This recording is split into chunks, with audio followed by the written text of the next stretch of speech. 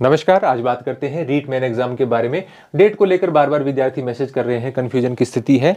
ये डेट 4 से 5 फरवरी काफ़ी पहले से दी हुई थी, लेकिन देरी का कारण भी आप जान रहे हैं कि अभी तक विज्ञप्ति क्यों नहीं आई है। तो अभ्यर्थना का मामला है कि अभ्यर्थना अभी तक विभाग ने नहीं भेजी है, क्योंकि लेवल 2 के पदों के कारण ऐसा हो रहा है। इतने पद है नहीं, विद्यार्थियों की मांग है कि हमारे पद बढ़ाए जाएं।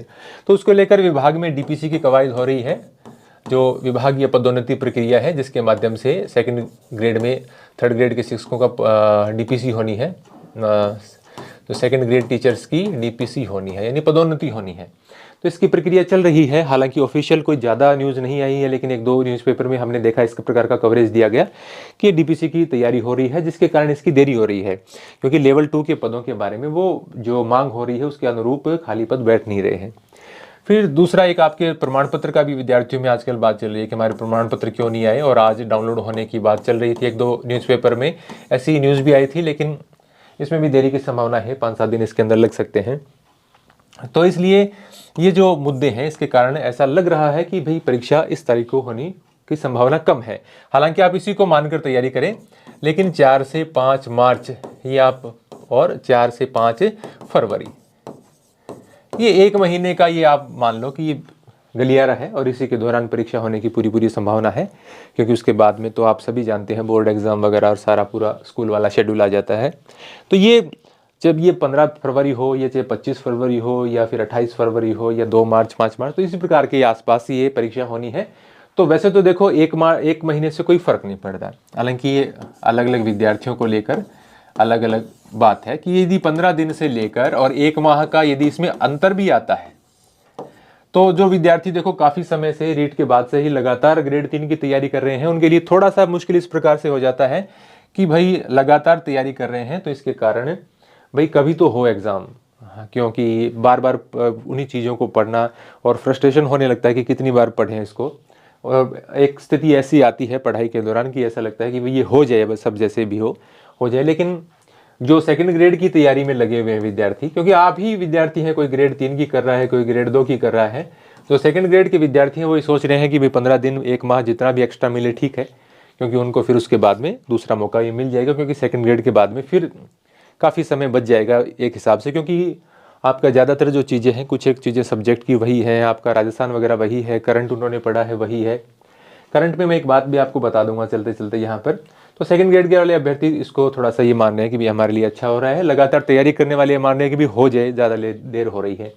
लेकिन आपका ये जो एग्ज़ाम है, ये मान लीजिए कि आपका सबसे बेस्ट चांस है, नंबर 1 चांस है ये। क्योंकि इस प्रकार की कोशिश सरकार कभी नहीं करेगी इतनी ज़्यादा ट्रांसपेरेंट होने की, क्योंकि आगे चुनाव है, और इसके अलावा पदों की संख्या भी काफ़ी है, और इतनी बड़ी भर्ती आप उम्मीद मत करना कि अगले 2-3-4 साल में फिर आएगी। तो जितना भी मौका मिलता है उसको भुनाने की कोशिश कीजिए। दिमाग तो देखिए थकता है, तो बार बार यही कहता है कि अब इससे पीछा छूटे, लेकिन आपका पीछा इस प्रकार से छूटे कि भी आपको दोबारा कभी तैयारी करने की जरूरत ही नहीं पड़े।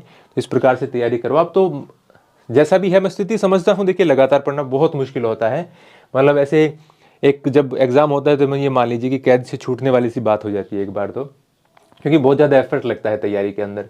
तो अपना अंतिम अवसर में ये मानते हुए ये मान लीजिए कि भाई अब तैयारी और सही समझाओ अपने आप को, करो कोशिश। ग्रेड सेकंड वाले भी ये सोच रहे हैं कि थोड़ा सा हो जाए, लेकिन अपना आप टाइम टेबल इसी हिसाब से रखो, बाकी 5-10 दिन में क्लियर हो ही जाएगा, 4-5 फरवरी के हिसाब से।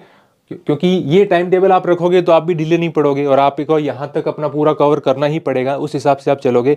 उसके बाद में यदि आपको कहीं 20 दिन एक्स्ट्रा मिल जाते हैं तो आपके लिए ज़्यादा फायदेमंद होंगे, क्योंकि आप दोबारा रिवीजन कर पाएंगे। हालांकि इस दौरान आपकी कुछ चीज़ें एक्स्ट्रा हो जाएंगी, जैसे आपको 1 महीने का करंट एक्स्ट्रा पढ़ना पड़ जाएगा फिर, क्योंकि एग्जाम यदि 20-25 दिन आगे जाती है तो 1 महीने का आपका करंट एक्स्ट्रा हो जाएगा। इसके अलावा यदि बजट पेश हो जाता है इस दौरान, तो बजट और आपकी आर्थिक समीक्षा का थोड़ा सा भार बढ़ जाएगा।